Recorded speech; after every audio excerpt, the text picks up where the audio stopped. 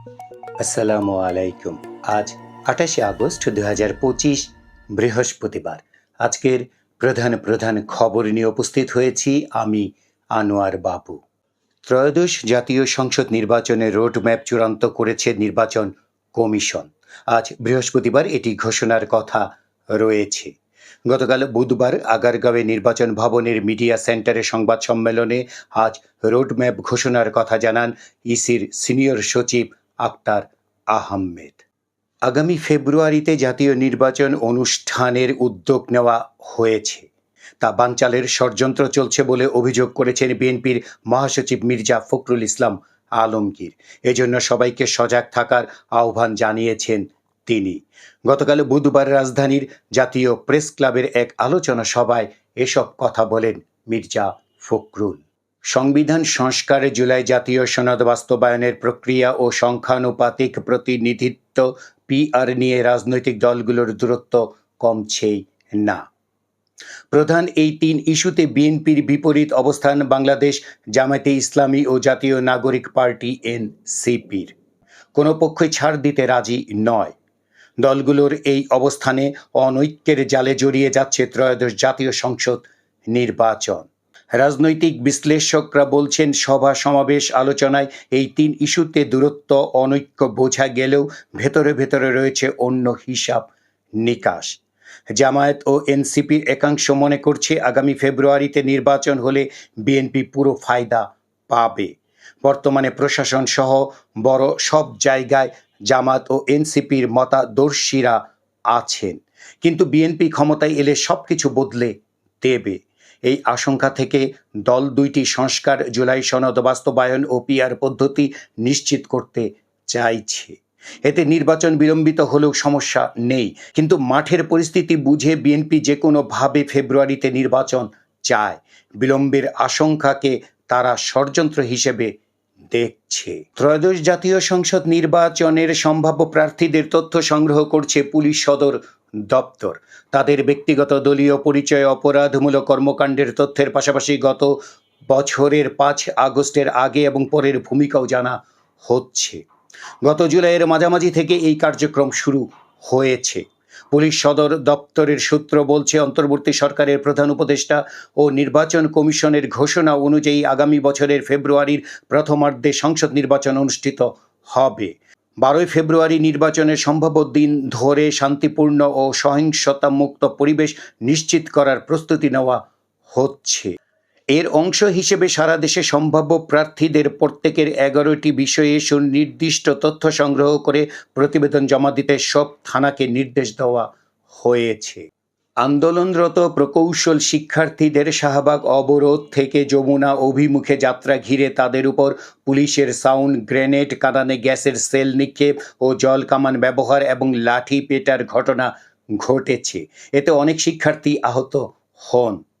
প্রকৌশলী অধিকার আন্দোলনের ব্যানারে গতকাল বুধবার বেলা 11টার দিকে পূর্ব ঘোষিত কর্মসূচির অংশ হিসেবে শাহবাগ মোড় অবরোধ করেন শিক্ষার্থীরা। এক পর্যায়ে তারা বেলা 1:30টার দিকে প্রধান উপদেষ্টার বাসভবন যমুনা অভিমুখে যাত্রা করেন। ইন্টারকন্টিনেন্টাল হোটেলের সামনে তাদের বাধা দেয় পুলিশ। শিক্ষার্থীরা বলেন, পুলিশের হামলার পর তারা বিকেল 5:30টার দিকে আবারও শাহবাগে জড়ো হন। রাত 10:30টার পর শিক্ষার্থীরা শাহবাগ মোড় ছেড়ে যেতে থাকেন। এর আগে রাত 10টার দিকে প্রকৌশলী অধিকার আন্দোলনের সভাপতি মোহাম্মদ ওয়ালি উল্লাহ শাহবাগে উপস্থিত সাংবাদিকদের বলেন, 3 দফা দাবির কোনোটাই এখন পর্যন্ত পূরণ হয়নি। তাদের আন্দোলন চলমান থাকবে। আপাতত জনদুর্ভোগ হয় এমন কর্মসূচিতে না যাওয়ার ঘোষণাও দেন তিনি।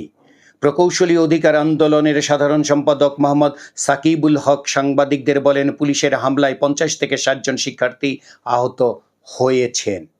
ঢাকায় প্রকৌশল শিক্ষার্থীদের উপর পুলিশের হামলার প্রতিবাদে এবং প্রকৌশল অধিকার আন্দোলনের 3 দফা দাবিতে চট্টগ্রাম শহরের 2 নম্বর গেট এলাকায় এবং রাজশাহী শহরের তালাইমারি মোড়ে সড়ক অবরোধ করে বিক্ষোভ করেন প্রকৌশল শিক্ষার্থীরা। অন্যদিকে বাংলাদেশ ডিপ্লোমা ইঞ্জিনিয়ারিং ছাত্র শিক্ষক পেশাজীবী সংগ্রাম পরিষদের ব্যানারে অংশ নেওয়া আন্দোলনকারীদের উপর গতকাল লাঠিপেটা করে পুলিশ। দুপুরে রাজধানীর কাকরাইলের Wills Little Flower School and কলেজের সামনে রাস্তায় এ ঘটনা ঘটে। আন্দোলনরত শিক্ষার্থীদের উপর পুলিশি হামলার প্রতিবাদ জানিয়েছে বুয়েট কর্তৃপক্ষ। গতকাল পুলিশের এ হামলার নিন্দা জানিয়ে এক বিবৃতিতে বলা হয়, শান্তিপূর্ণভাবে সমস্যা সমাধানের বদলে পুলিশের এ ধরনের হামলা কোনোভাবেই গ্রহণযোগ্য নয়। বুয়েট প্রশাসন পুলিশের এ আচরণে অত্যন্ত ক্ষুব্ধ, মর্মাহত এবং এই হামলার তীব্র নিন্দা জানাচ্ছে।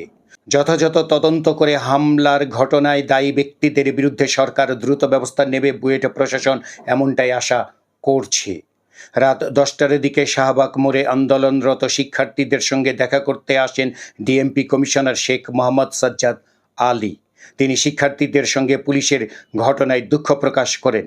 ঘটনা তদন্তে আগামীকাল কমিটি গঠন করে ব্যবস্থা নেওয়ার আশ্বাস দেন তিনি।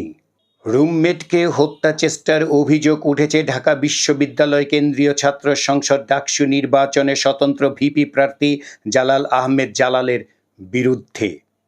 গত মঙ্গলবার মধ্যরাতে ঢাকা বিশ্ববিদ্যালয়ের হাজী মোহাম্মদ মহসিন হলে এ ঘটনা ঘটে। পরে জালালকে পুলিশে সোপর্দ করে বিশ্ববিদ্যালয় প্রশাসন।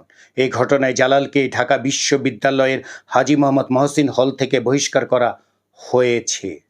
একদিনে দুইবার পরিবর্তন হলো রাজশাহী বিশ্ববিদ্যালয় কেন্দ্রীয় ছাত্র সংসদ ডাকসু নির্বাচনের তারিখ।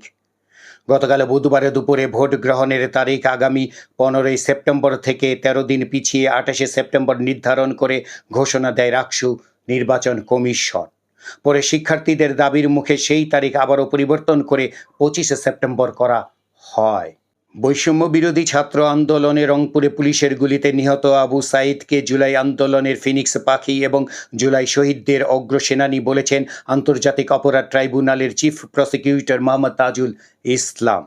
আবু সাঈদ হত্যা মামলায় গতকাল বুধবার ট্রাইব্যুনালে দেওয়া সূচনা বক্তব্যে এসব কথা বলেন মোহাম্মদ তাজুল ইসলাম।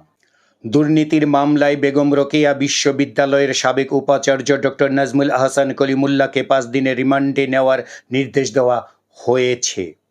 গতকাল বুধবার ঢাকার মহানগর দায়রা জজ ও সিনিয়র বিশেষ জজ আদালতের ভারপ্রাপ্ত বিচারক মোহাম্মদ ইব্রাহিম মিয়া এই নির্দেশ দেন।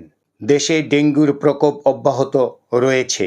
গত 24 ঘন্টায় নতুন করে 430 জন রোগী হাসপাতালে ভর্তি হয়েছে, তবে এ সময়ে কারো মৃত্যুর খবর পাওয়া যায়নি। সিলেটে লুট হওয়া সাদা পাথর ফেরত দিতে প্রশাসনের দেওয়া 3 দিনের আলটিমেটাম শেষ হয়েছে গত মঙ্গলবার। আলটিমেটাম শেষের দিন জানানো হয় এখন থেকে আইনানুগ ব্যবস্থা নেওয়া হবে। এরই ধারাবাহিকতায় গতকাল জৈন্তপুর উপজেলার পাথর লুটের ঘটনায় জড়িত থাকার অভিযোগে একজনকে 1 মাসের সাজা দিয়েছে প্রশাসন।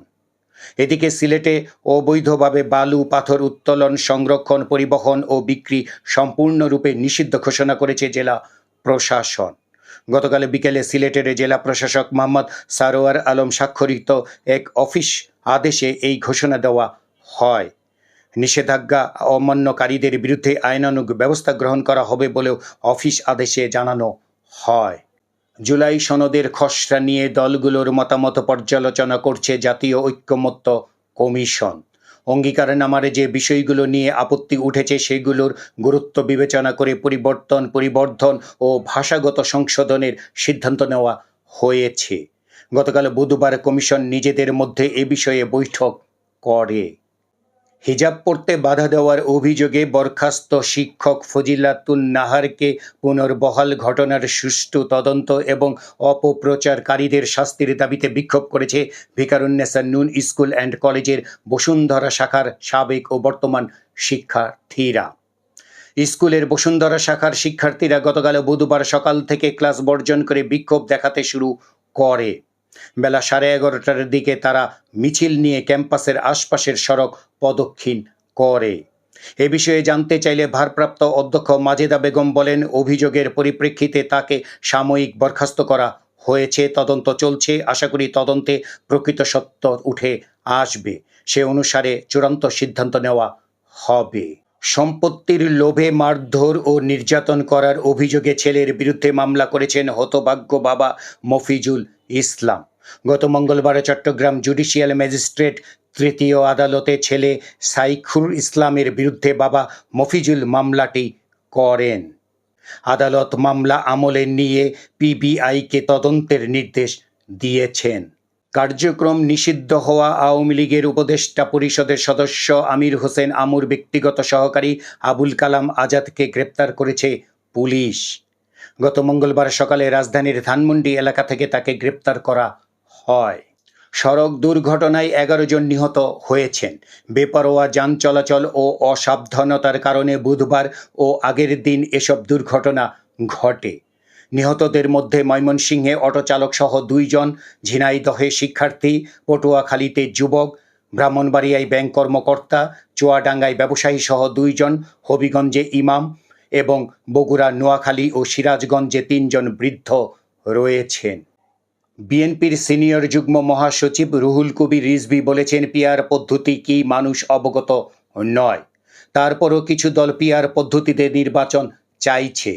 এটা যেন মামার বাড়ির আবদার। ভারত ও আমেরিকাতে তো পিআর পদ্ধতি চালু হয়নি, আপনারা কেন পিআর পদ্ধতি চাইছেন?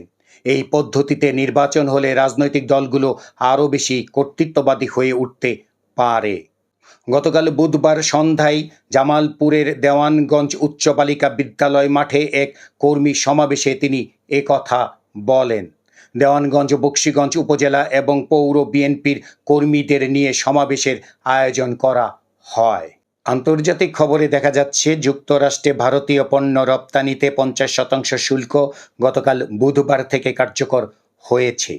নতুন এ শুল্ক আরোপের পর ইতোমধ্যেই গুজরাট, তামিলনাড়ু, উত্তরপ্রদেশ সহ ভারতের বিভিন্ন স্থানে বহু পোশাক কারখানায় উৎপাদন বন্ধ হয়ে গেছে। ব্যাংকিং সেক্টরের খবরে দেখা যাচ্ছে, ইসলামী ব্যাংক বাংলাদেশ পিএলসির স্থায়ী কর্মচারী ও কর্মকর্তাদের জন্য আলোচিত বিশেষ দক্ষতা মূল্যায়ন পরীক্ষা স্থগিত রাখার নির্দেশ দিয়েছেন হাইকোর্ট। একই সঙ্গে এই পরীক্ষার পরিবর্তে প্রচলিত পদ্ধতিতে পরীক্ষার মাধ্যমে কর্মচারীদের পদোন্নতির সুযোগ নিশ্চিত করতে নির্দেশ দেওয়া হয়েছে। গতকাল বুধবার বিচারপতি মোহাম্মদ আকরাম হোসেন চৌধুরী ও বিচারপতি ফয়েজ আহমেদের সমন্বয়ে গঠিত হাইকোর্ট বেঞ্চ রিট শুনানির পর এ নির্দেশ দেন। আদালত আগামী 48 ঘন্টার মধ্যে বাংলাদেশ ব্যাংককে প্রয়োজনীয় ব্যবস্থা গ্রহণেরও নির্দেশ দেন।